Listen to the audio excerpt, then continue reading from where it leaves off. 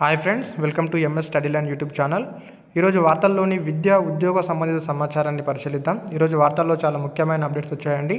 వీడియోను చివరి వరకు చూడండి, లైక్ చేయండి, సబ్స్క్రైబ్ చేసుకోండి. అలాగే అవసరమైన మిత్రులకు షేర్ చేయండి.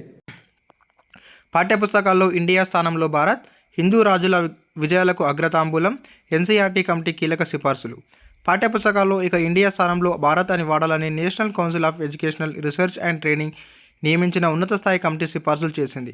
అన్ని తరగతుల పాఠ్యపుస్తకాల్లో భారత్ పేరును వినియోగించాలని ఏకగ్రీవంగా తీర్మానించాం. దీంతో పాటు ప్రాచీన చరిత్రను క్లాసిక్ హిస్టరీ పేరుతో విద్యార్థులకు బోధించాలని సిఫార్సు చేశాం అని కమిటీ చైర్మన్ ఇసాక్ పేర్కొన్నారు. భారత్ పేరు పురాతనమైంది.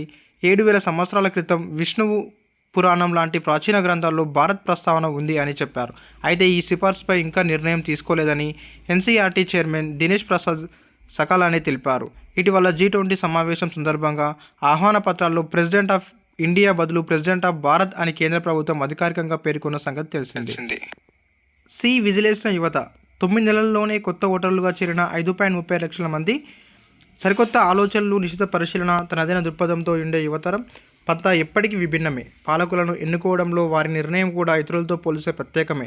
తాజా ఓటర్ల జాబితా ప్రకారం రాష్ట్రంలో 18 నుంచి 19 ఏళ్ల మధ్య వయసున్న ఓటర్లు 8.11 లక్షల మంది ఉన్నారు. వీరిలో ఈ ఏడాది జనవరి నుంచి అక్టోబర్ మధ్య ఏకంగా 5.32 లక్షల మంది కొత్తగా నమోదు చేసుకోవడం గమనార్హం. ఫలితాలను తారుమారు చేసే స్థాయిలో కొత్త ఓటర్లు. గత ఎన్నికల్లో 4,500 ఓట్ల తేడాతో రాష్ట్రంలో 15 నియోజకవర్గాల్లో అభ్యర్థుల భవితం తారుమారైంది. ఈ క్రమంలో రాష్ట్రంలో కొత్త తరం ఎటువైపు మొగ్గు చూపుతుందో అనే చర్చ నడుస్తుంది. మ్యాక్స్వెల్ రికార్డ్ శతకం. ఆస్ట్రేలియా అదరగొట్టింది. వన్డే ప్రపంచ కప్ చరిత్రలో మ్యాక్స్వెల్ అత్యంత వేగవంతమైన సెంచరీ చేయడంతో బుధవారం 309 పరుగుల తేడాతో నెదర్లాండ్ను చిత్తు చేసింది. పరుగుల పరంగా ప్రపంచ కప్లో ఓ జట్టు సాధించిన అతిపెద్ద విజయం ఇది. మ్యాక్స్వెల్ 106, వార్నర్ 104తో చెలరేగడంతో మొదట ఆస్ట్రేలియా 8 వికెట్లతో 399 పరుగులు చేసింది. ఛేదనలో నెదర్లాండ్ 21 ఓవర్లలో 90 పరుగులకే కుప్పకూలింది. ఈసీ జాతీయ ఐకాన్గా న్యూటన్ ఫేమ్ రాజ్ కుమార్ ఎన్నికవడం మనం చూడవచ్చు. హిందీ చిత్రం న్యూటన్లో ఛత్తీస్గఢ్ రాష్ట్రంలోని నక్సల్ ప్రభావిత ప్రాంతంలో స్వేచ్ఛాయుతంగా ఎన్నికల నిర్వహణకు కృషి చేసే అధికార పాత్ర పోషించిన ప్రశంసలు అందుకున్న నటుడు రాజ్ కుమార్ రావును ఎన్నికల సంఘం జాతీయ ఐకాన్గా నియమించింది. బెస్ట్ ఫీచర్ ఫిల్మ్గా జాతీయ అవార్డు పొందిన ఈ హిందీ చిత్రం ఉత్తమ విదేశీ భాషా చిత్రంగా 90వ ఆస్కార్ అవార్డులు ఎంపికకు అధికారిక నామినేషన్కు కూడా పొందింది. ఓటర్లలో చైతన్యం పెంచి ఎన్నికల ప్రక్రియలో పాల్గొనేలా ప్రోత్సహించేందుకు ప్రముఖులను జాతీయ ఈసీ ఐకాన్లుగా నియమిస్తూ ఉంటుంది. కోవింద్ కమిటీతో న్యాయ కమిషన్ అధ్యక్షుడి భేటీ. ఏకకాల ఎన్నికలపై ప్రజెంటేషన్. ఇటీవల కాలంలో మనం జమిలీ ఎన్నికల గురించి చాలా వార్తల్లో విన్నాం. జమిలీ ఎన్నికల నిర్వహణకు సాధ్యాసాధ్యాల పరిశీలనపైన మాజీ రాష్ట్రపతి రామ్నాథ్ కోవింద్ నేతృత్వంలో ఏర్పాటైన కమిటీతో న్యాయ కమిషన్ అధ్యక్షుడు రితురాజ్ అవస్థి బుధవారం భేటీ అయ్యారు. కమిషన్ సభ్యులు కొందరు కూడా ఈ సమావేశంలో పాల్గొన్నారు. దేశంలో ఏకకాల ఎన్నికలు ఏ విధంగా నిర్వహించాలన్న దానిపై న్యాయ కమిషన్కు గల అభిప్రాయాలను తెలుసుకునేందుకు కోవింద్ ఈ భేటీకి వారిని ఆహ్వానించింది. ఈ సందర్భంగా ఏకకాల ఎన్నికల నిర్వహణ గల అవకాశాలపైన కమిటీకి న్యాయ కమిషన్ సవివరణ ప్రజెంటేషన్ సమర్పించింది. ఇటీవలి కాలంలో కెనడా భారత ప్రభుత్వంపైన నింద మోపడాన్ని దృష్టిలో ఉంచుకొని కెనడాకు పూర్తి స్థాయిలో వీసా సర్వీసులను రద్దు చేసిన భారత్ తన నిర్ణయాన్ని కొంత మార్చుకుంది. గురువారం నుంచి కొన్ని వీసా సేవలను పునరుద్ధరిస్తున్నట్లు తెలిపింది. భారత దౌత్యవేత్తల రక్షణ విషయంలో తాజా కెనడా తీసుకున్న కొన్ని నిర్ణయాలు పరిగణలోకి తీసుకొని భద్రతా పరిస్థితిని సమీక్షించాం. Entry visa, business visa, medical visa, conference visa మొదలగునవి పునరుద్ధరించాలని నిర్ణయించాం అని ఒటావాలోని భారత్ హై కమిషన్ ప్రకటనలో తెలిపింది. 2 భారతీయ అమెరికన్ శాస్త్రవేత్తలకు అగ్రరాజ్య అత్యున్నత సైన్స్ పురస్కారాలు అంటూ ఈరోజు శీర్షికలో రావడం జరిగింది. శాస్త్ర సాంకేతిక రంగంలో విశేష కృషి చేసినందుకు గాను 2 భారత శాస్త్రవేత్తలకు అమెరికా అధ్యక్షుడు జో బైడెన్ అత్యున్నత పురస్కారాలతో గౌరవించినట్టు మనం ఇక్కడ చూడవచ్చు. మంగళవారం ఇక్కడ జరిగిన కార్యక్రమంలో White House national model for technology and innovation అవార్డుతో ప్రొఫెసర్ అశోక్ గాడ్గిల్ను బైడెన్ సత్కరించారు. మరో భారతీయ అమెరికన్ శాస్త్రవేత్త సుబ్రా సురేష్కు నేషనల్ మోడల్ ఆఫ్ సైన్స్ పురస్కారం లభించింది. భారత్లో జన్మించిన సురేష్ 25 ఏళ్ల వచ్చేటప్పటికీ మెకానికల్ ఇంజనీరింగ్లో డిగ్రీ, మాస్టర్స్, PhDలను పూర్తి చేశాడు. అనంతరం 1956లో అమెరికాలోని బ్రౌన్స్ విశ్వవిద్యాలయంలో ప్రొఫెసర్గా చేరి 10 ఏళ్లకే నేషనల్ సైన్స్ ఫౌండేషన్కు డైరెక్టర్గా నియమితులయ్యారు. తద్వారా ఈ పదవి చేపట్టిన తొలి ఆసియన్ అమెరికన్గా రికార్డుకెక్కారు. మెటీరియల్ సైన్స్లో ఆయన చేసిన కృషికి గాను నేషనల్ మోడల్ ఆఫ్ సైన్స్ పురస్కారాన్ని అందుకున్నారు.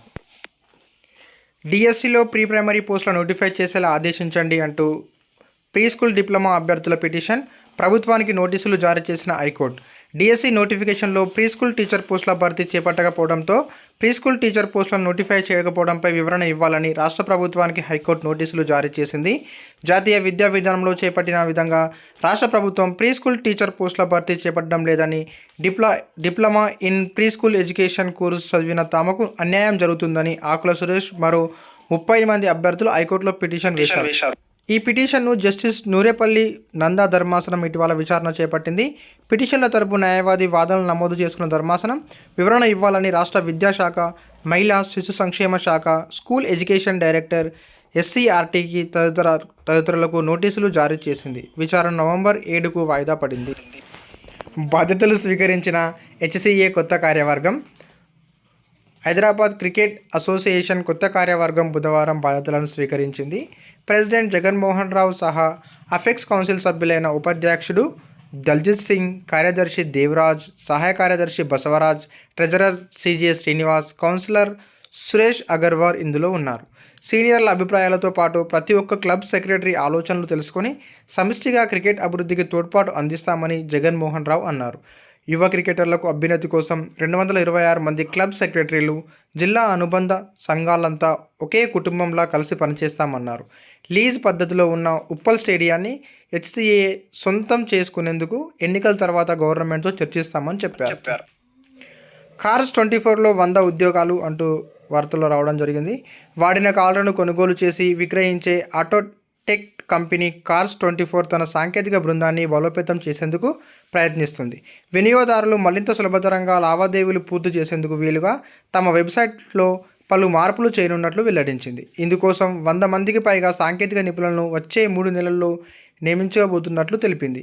ఇందులో డేటా సైన్స్, ఇంజనీరింగ్, ప్రొడక్ట్ డెవలప్మెంట్కు సంబంధించి వారు ఉంటారని పేర్కొంది. మారుతున్న మార్కెటింగ్ పరిస్థితులకు అనుగుణంగా సిద్ధమవుతున్నట్లు కార్స్ 24 సీఈఓ మారుత్ సింగ్ తెలిపారు. అలాగే ఇంకొక వార్త రావడం జరిగింది. యూనివర్సిటీ ఆఫ్ లిసెస్టర్తో అపోలో హాస్పిటల్ ఒప్పందం అంటూ మనం ఇక్కడ చూడొచ్చు. ఆరోగ్య సంరక్షణ, వైద్య విద్య, డేటా సైన్స్ పరిశోధన రంగాల్లో పరస్పరం సహకరించుకునేందుకు వీలుగా యూకేకు చెందిన యూనివర్సిటీ ఆఫ్ లిసెస్టర్తో అపోలో హాస్పిటల్ గ్రూప్ ఒక అవగాహన ఒప్పందాన్ని కుదుర్చుకుంది. ఇవి ఫ్రెండ్స్ ఈరోజు వార్తల్లో వచ్చిన ముఖ్యాంశాలు. విద్యా ఉద్యోగ సంబంధించిన సమాచారం. వీడియోను చివరి వరకు చూడండి, సబ్స్క్రైబ్ చేసుకోండి. Thank you friends.